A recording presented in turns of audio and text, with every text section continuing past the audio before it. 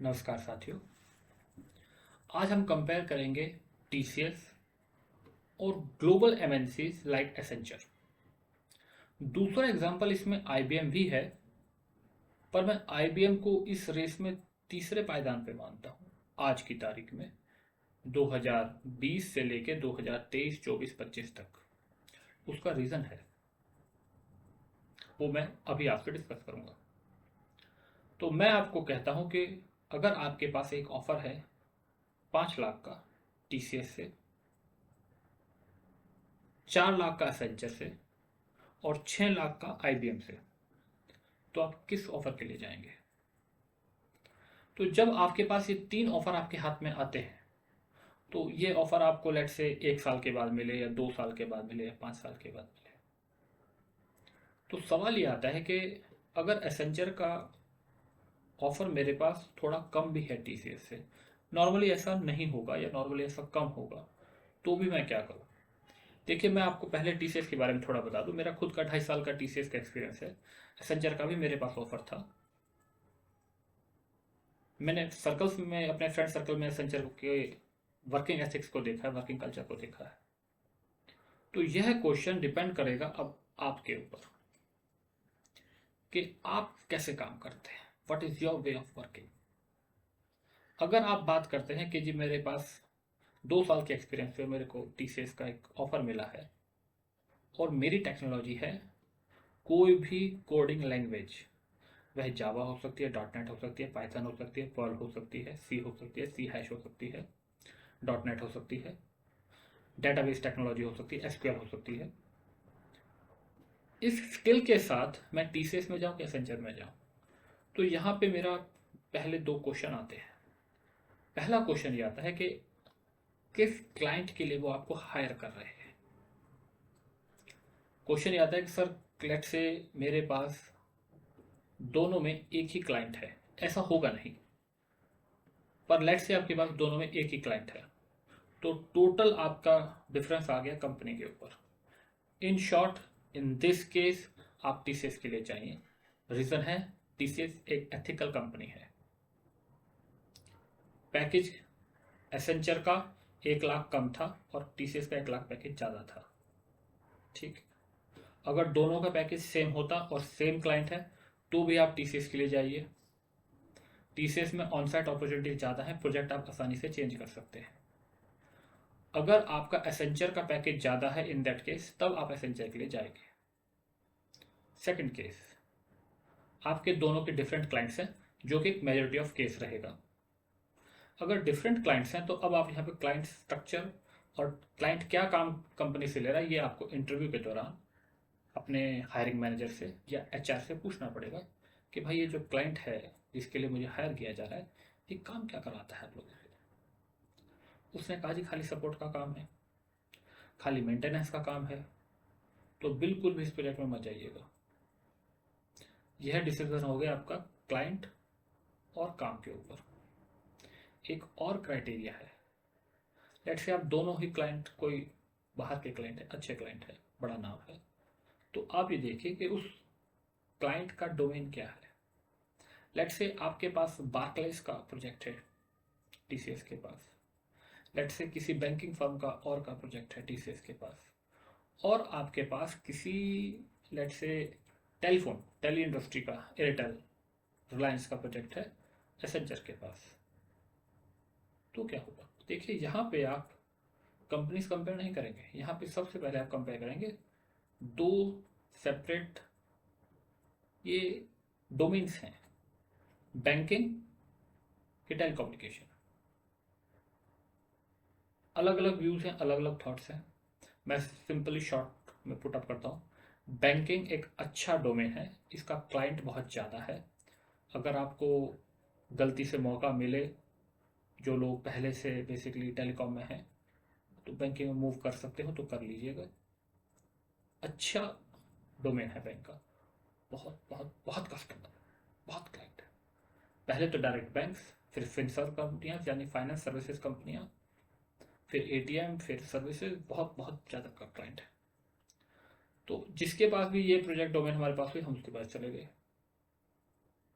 अगर पैसे कम है बैंकिंग में तो भी बस ऐसा होगा नहीं, ऐसा होगा नहीं, क्योंकि डोमेन में डिमांड बहुत ज़्यादा है तो पैसे ज़्यादा होंगे, पर फिर भी अगर कम है तो भी आप डोमेन को प्रेफर कर जाइए। थर्ड कंपैरिजन, दोनों ही डोमेन अच्छी नहीं है, या दोनों ही नई डोमेन है, या दोनों ही इमेच्योर डोमेन है। लेट्स से एक लर्निंग डोमेन है, it's a very vastly growing domain in India, और दूसरा है आपके पास अगेन टेलीकॉम। टेलीकॉम हाल फिलहाल के लिए थोड़ा सा फ्रोजन है, पर जैसे ही 5G आएगा बूम से एक्सपेंड करेगा। अब 5G के लिए बहुत ज़्यादा रिक्रूट भी हो रहा है। अब क्या, देखिए लर्निंग डोमेन पिछले 2 साल 3 साल से ऑनलाइन लर्निंग कंटिन्यूसली इंक्रीज हो रहा है, अभी थोड़ा सा स्टेगनेंट है, और टेलीकॉम तैयार हो रहा है 1-2 साल में पूरा बड़ा होगा। In this case telecom is a better choice, क्योंकि आपको ऑनलाइन में किसी सर्विस बेस्ड में कंपनी में जाने का मौका मिल रहा है, और ज़्यादातर ऑनलाइन लर्निंग कंपनियां प्रोडक्ट बेस्ड कंपनियां वो सर्विसेज को कम प्रेफर करती हैं, तो यहाँ पे टेलीकॉम एक बेटर ऑप्शन है। एक चौथा ऑप्शन मैं लेता हूँ, आप बात कीजिए टेलीकॉम की और ऑनलाइन शॉपिंग की। फ्लिपकार्ट प्रोडक्ट बेसिंग पर सर्विसेज कुछ कंपनियां बाहर से लेती हैं, Myntra, Amazon product based company है, पर कुछ कंसल्टेंट्स रखती हैं, आपको उस पोस्ट पे जाने को मिल रहा है। I will prefer for this big companies Flipkart Amazon, इसमें अगर आप ऐसे कंसल्टेंट जा रहे हैं तो उसका रीज़न है आपको बड़ी कंपनी में अच्छे डेवलपर्स के साथ काम करने को मिलेगा, आपके पास एक अच्छा brand name as a client छूटता है। पर इन सब से हम वापस आते हैं टीसीएस और एसेंचर पे। लेट्स से मेरे पास दोनों में ही बैंकिंग का क्लाइंट है, दोनों ही मेरे पास यूरोप के बैंक हैं, अब मैं क्या करूं? पैकेज एसेंचर का और टीसीएस का लेट से बराबर है। इन दिस केस आप अपने अंदर झांके और आप ये देखिए कि आपको ऑनसाइट अपॉर्चुनिटी ज़्यादा चाहिए कि इंडिया में ही पर्क्स ज़्यादा चाहिए। अगर आपको ऑनसाइट अपॉर्चुनिटी ज़्यादा चाहिए तो आप टीसीएस को प्रेफर कीजिए, और अगर आपको इंटरनली पर्क्स यानी पैकेज के ऊपर पार्टीज, पैकेज के ऊपर एक्स्ट्रा अलाउंसेस, अगर ये सब चीज़ें हैं तो आप एसेंचर को प्रेफर कीजिए। आपका growth rate, percentage of growth जो है वो एसेंचर में ज़्यादा रहेगा इन कंपैरिजन टू टीसीएस। मैं एक और सिनेरियो लेता हूँ, यहाँ पे एसेंचर का पैकेज टीसीएस से ज़्यादा है जो नॉर्मली रहता है। इन दिस केस आप एसेंचर को प्रेफर कीजिए। एक चीज़ मैं आपको थोड़ा सा यहाँ पे बताऊँ, टीसीएस का जो मैनेजमेंट है ये टाटा का मैनेजमेंट है। लोग कहते हैं नहीं टीसीएस का मैनेजमेंट अलग, नहीं भाई ऐसा नहीं है, जो हायर मैनेजमेंट है वो टाटा का ही है। तो इन इस मैनेजमेंट में एथिकल थिंकिंग है ऊपर से नीचे, आपको चोरी करना कभी नहीं सिखाएगा, और ना ही आपके साथ चोरी करते हैं, खुद भी ईमानदार हैं, आपको ईमानदार रखेंगे, बहुत भागा दौड़ नहीं है काम के अंदर, तो नॉर्मल पेस पे काम होगा। अगर आप एसेंचर में जाते हैं तो इसका जो है बाहर का मैनेजमेंट है, वो मैनेजमेंट यहाँ पे अपनी कंपनी लगा रहा है ताकि पैसे बनाए, तो वो पैसे ज़्यादा देगा, काम ज़्यादा कराएगा। अनएथिकल मैं नहीं कहूँगा, आई विल नॉट से अनएथिकल, पर उनका वर्किंग कल्चर है ऐसा, पैसे दो काम करो, पैसे दो काम करो। उनके यहाँ पे आपको क्लाइंट ही अपने प्रोजेक्ट पे खींच ले अलग बात है, ऑन साइट अपॉर्चुनिटी एक अलग तरीके से है, डायरेक्ट नहीं है, क्योंकि वो इंडिया में आए हैं चीप लेबर से काम करने के लिए, क्लाइंट के पास ऑन साइट अपॉर्चुनिटी है तो आपको ऑन साइट बुला लेंगे, कोई मना नहीं है, पर उनका मॉडल इंडिया में काम कराने वाला ज़्यादा है। तो यहाँ पे आपने कंपेयर किया कंपनी वाइज को। इन शॉर्ट दोनों कंपनीज कंपेरेबल है। मैं आईबीएम की बात करता हूँ, आईबीएम एक बहुत पुरानी कंपनी है, बहुत अच्छी कंपनी है, कभी इस लीग में नंबर 1 कंपनी हुआ करती थी, पर आईबीएम ने अपने आप को अलग अलग पैरेलल सर्विसेज में ब्रेक किया है, तो उनका जो आईबीएम सर्विसेज है वो आज भी आईबीएम के नाम के रिक्रूटमेंट कर रहा है, पर वो काम आईबीएम सर्विसेज का नहीं ले रहा, काम उसका थोड़ा नीचे है लोग। तो मैं आपको प्रेफर करूँगा IBM सर्विसेज प्रेफर मत कीजिए जब तक आप सेम पैकेज लाइन पे हो।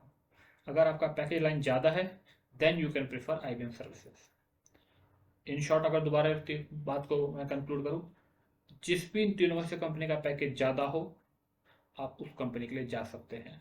अगर आपकी और कोई ज़्यादा चॉइस नहीं है तो आपको एथिकल एनवायरमेंट नहीं देखना, ऑन साइड अपॉर्चुनिटी नहीं देखना, कुछ नहीं देखना, तो आप जा सकते हैं। Otherwise TCS is the number one choice. Thank you.